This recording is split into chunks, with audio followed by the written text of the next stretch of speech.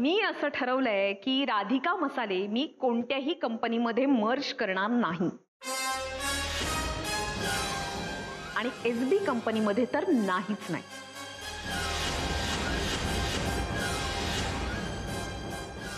मी retire होणार आहे याचा अर्थ कंपनी वाऱ्यावरती सोडून देणार आहे असं नाही. मी एक जबाबदार स्त्री आहे, जबाबदार बिझनेस वुमन आहे. त्यामुळे मी माझी कंपनी ज्या मेहनतीने उभी केली आहे, या सगळ्यांची जी साथ लाभली आहे, त्या कंपनीला मी असं वाऱ्यावर सोडून देणार नाही. ती कशी ग्रो होईल याकडे माझं नीट लक्ष असणार आहे.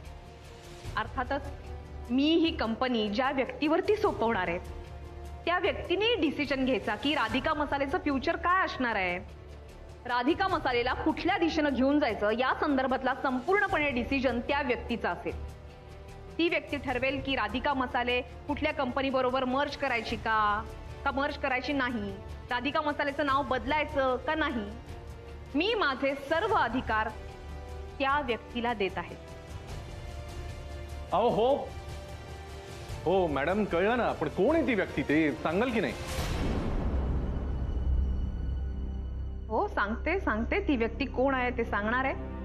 जी कोणी व्यक्ती असेल त्या व्यक्तीवरती माझा पूर्ण विश्वास असणार आहे. अहो हो मॅडम, नाव तर सांगा ना. ती व्यक्ती आहे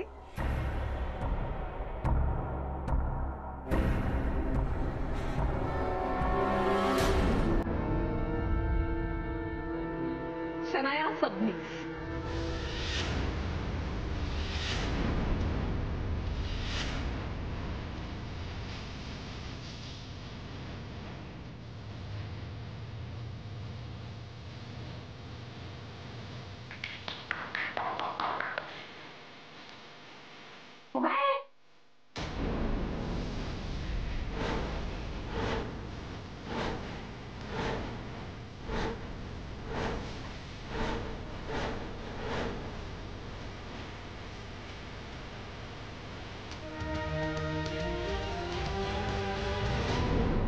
मी आता माझं नाव घेतलं का? हो.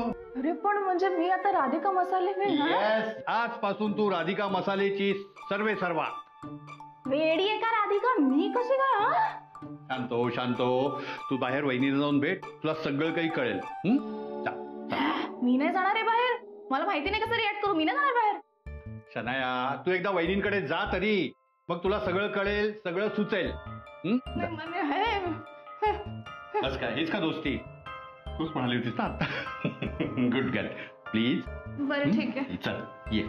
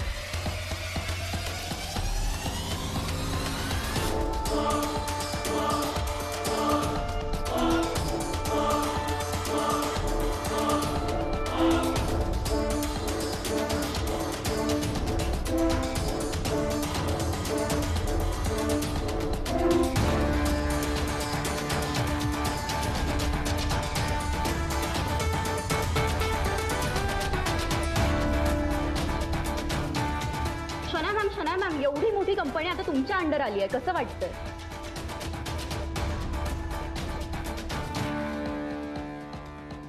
राधिका मॅमचा हा डिसिजन तुम्हाला मान्य आहे का?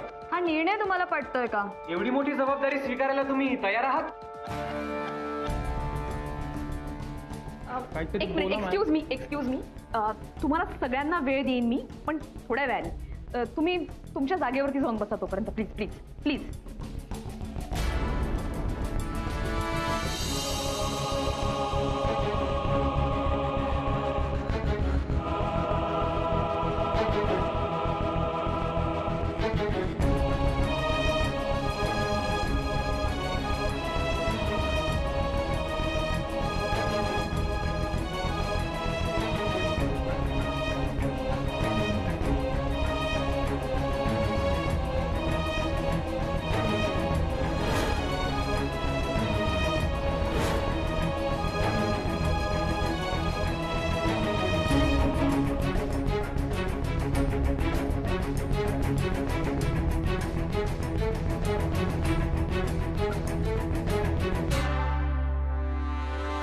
शन्या, राधिका मसालेच्या या कुटुंबामध्ये तुझं ऑफिशियली स्वागत आहे. तुझं खूप खूप अभिनंदन. आणि यापुढे राधिका मसालेचे सर्व डिसिजन शनया घेऊ शकते. ती राधिका मसालेची सर्वेसर्वा असेल.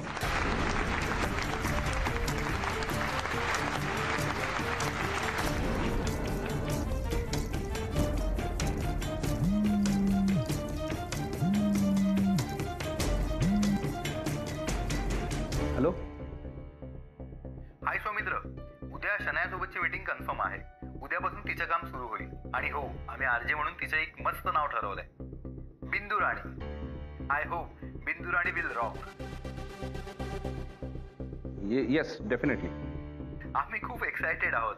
पण मगाशी एक विचारायचं राहिलं. Is she really ready and completely prepare for this new project?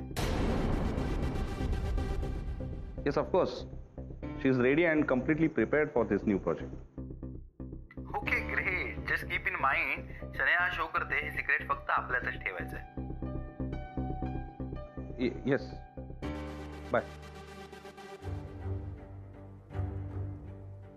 Sorry Shanaya, मी तुला अंधारात ठेवून हा डिसिजन घेतला, पण तू समजू शकतेस मी हा निर्णय का घेतला ते.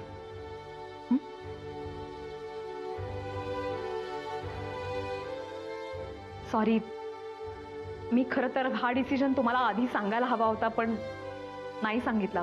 पण प्लीज माझ्यावरती विश्वास ठेवा. माझा हा निर्णय शनया कधीही चुकीचा ठरू देणार नाही.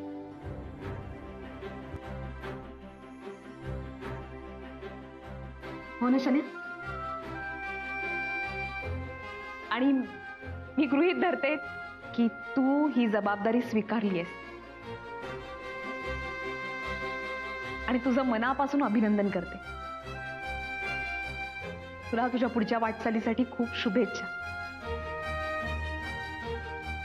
आता तू बोलू शकतेस. कॉर्डलेस माईक मिळेल का?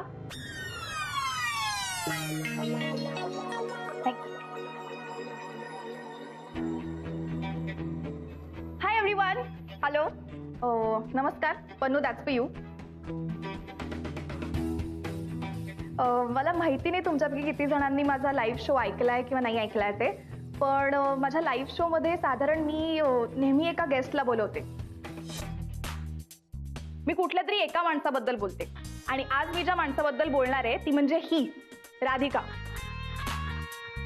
तुम्हाला जेवढी अशी गोड आणि छान दिसते ना आता, तेवढी साधी नाहीये ही. खूप धक्के देते मला, आज दिला तसाच. आणि काही लोकांसाठी तर मेजर शॉक आहे हा, पण माझ्यासाठी खरंच प्लेझंट सरप्राईज आहे. आणि ऍक्च्युली बरंच झालं तुम्हाला गृहीत धरलंच ते, कारण आज ही रिस्पॉन्सिबिलिटी मी एक्सेप्ट करते आणि हॅपीली एक्सेप्ट करते. Thank you so much. Love you.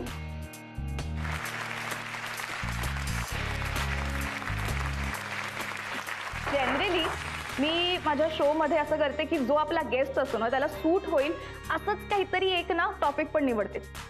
त्यामुळे आजच्या माझ्या स्पीचचा टॉपिक असणार आहे रिस्पॉन्सिबिलिटी. आणि तो मी मेनली 3 सेगमेंट्स मध्ये सांगणार आहे. काय रिस्पॉन्सिबिलिटी? जबाबदारी. थँक्स. जबाबदारी. सो मी 3 सेगमेंटमध्ये बोलणार आहे. एक म्हणजे जबाबदारी स्वीकारणं, दुसरं म्हणजे जबाबदार असणं आणि तिसरं म्हणजे जबाबदारी घेणं. सो पहिलं म्हणजे जबाबदारी स्वीकारणं, जी मी आज स्वीकारली.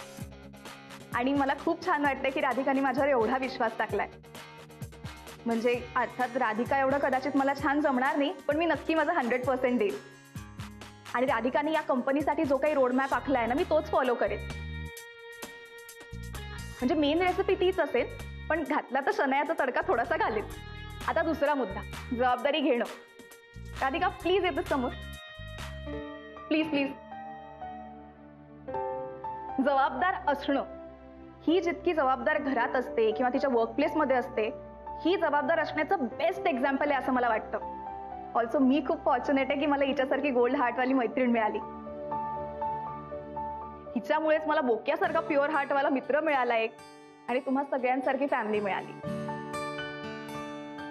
आणि अर्थातच ही एवढी जबाबदार असल्यामुळेच तुम्ही हिच्यावर एवढा विश्वास टाकलाय आणि आज आपण सगळे एकत्र आहोत. आता तिसरा मुद्दा, जबाबदारी घेणं, जी माझ्या आयुष्यातल्या एका माणसाला कधीच जमली नाही. राधिकाने मला कॉन्स्टंटली बॉर्न केलं होतं, पण मी माती खाल्लीच आणि या माणसाशी लग्न केलं. माझ्या आयुष्यातली सगळ्यात मोठी चूक, रादर आमच्या दोघींच्याही आयुष्यातली ऍक्च्युली. पण मध्ये जे काही ड्रामे झाले त्या सगळ्यानंतर सुद्धा राधिकाच माझी सेवियर ठरली. आणि आता तिला जेव्हाही गरज असेल तेव्हा मी तिची सेवियर म्हणून उभी राहणार.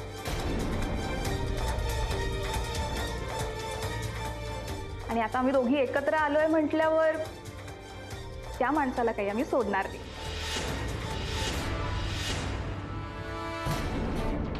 Also which brings me to my last segment, ज्याच्यात मला खूप 2 इम्पॉर्टंट अनाउन्समेंट करायचे आहेत. सगळे डिसिजन्स माझ्याकडे आहेत ना? हो, ओके. सो पहिली अनाउन्समेंट, राधिका मसाले FB कंपनीमध्ये मर्ज होणार नाही.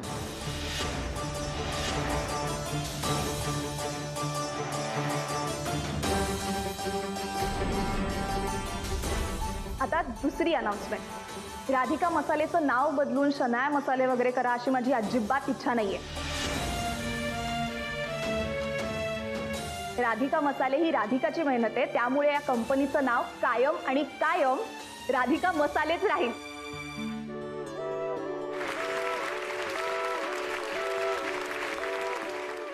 थँक्यू सो मच, तुम्ही सगळेजण इथे आलात. मी तुम्हा सगळ्यांचे आभार मानते. हा कार्यक्रम इथेच संपला असं मी जाहीर करते. धन्यवाद. मॅम, पण तुम्ही अजून शनाया मॅम सोबत बोलायची संधीच दिली नाही आम्हाला. हो मॅम, बोलायचं आम्हाला त्यांच्याशी. या सगळ्याबद्दल त्यांची प्रतिक्रिया जाणून घ्यायची आम्हाला. आत्ता ह्या क्षणी आपण शनायाच्याच भाषेत सांगायचं झालं तर एक छोटासा ब्रेक घेऊया आणि थोड्या वेळाने पुन्हा भेटूया. तेव्हा मी तुम्हाला एक प्रेस कॉन्फरन्स अरेंज करून देते. ओके. आइए आइए, चिट्ठी लेके जाइए. आइए आइए, सम्मान लेके जाइए. सम्मान. अरे बापरे. वाव केड्या, बिझनेस एकदम जोरात चाललाय तुझा. जोरात म्हणजे एकदम सुपर फास्ट.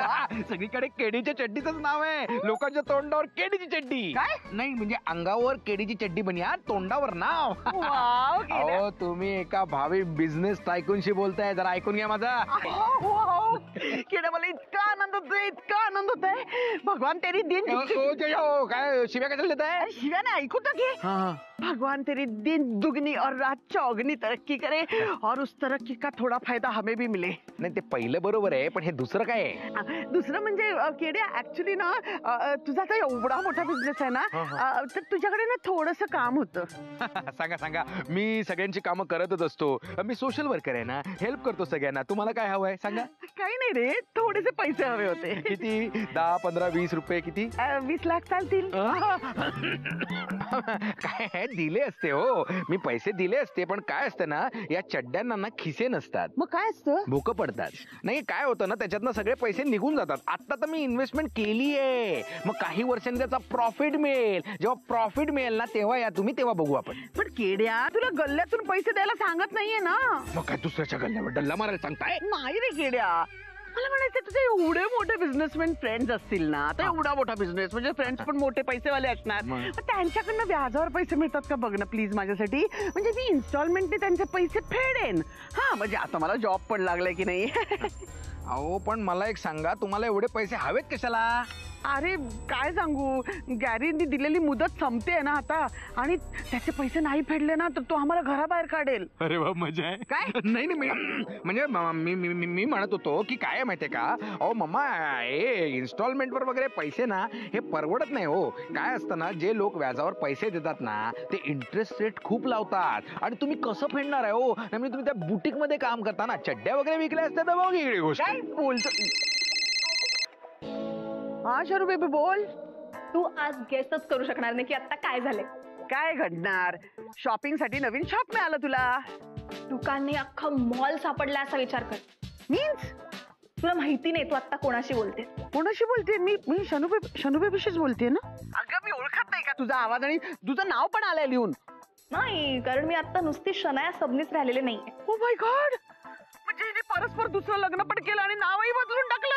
अगं तू जरा थांब बरं, तू शांत हो, काहीच बोलू नको, जरा नीट ऐक माझं. हा, मी आता नुसती शनाया सबनीच राहिलेले नाहीये. आता मी राधिका मसालेची मेन पर्सन आहे. त्यामुळे या कंपनीतले सगळे डिसिजन आता फक्त माझ्या बोलण्यावर होतील. काय सांगतेस का तू? आज 1 एप्रिल वगैरे नाहीये ना? 5 4 3 2 1 नाही हो. Shut up. तू एप्रिल फुल करतेस का मला? तुला खरंच सांगते, आत्ताच असं सगळं घडलंय. राधिकाने आत्ताच माझं नाव डिक्लेअर केलंय. हा,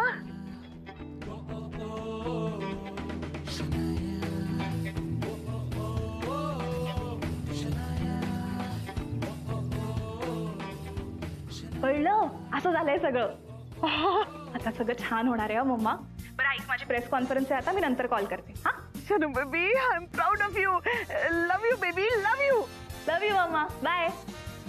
काय झालं? अरे शनू बेबी राधिका मसाल्याची मालकीण झाली आहे. मालकीण? येस, आता शनू बेबी झाली पॉवरफुल, आमचं झालं टेन्शन गुल. अरे वा, म्हणजे तुम्हीच आता लोन देऊ शकता. पहिला नंबर माझा. ठीक आहे. आणि तुम्ही आता लहानपणासारखं बोलत होतात ना. हे बघा ना, मला पण खूप हप्ते आहेत हो. काय माहितीये का, बाईकचा हप्ता आहे, मोबाईलचा हप्ता आहे, चड्ड्यांचा हप्ता आहे. अरे दिले असते रे केड्या तुला पैसे, पण कसे देणार? ह्या चड्ड्यांच्या बिझनेसवर तू माझं लोन कसं फेडणार ना? गुरु थांब.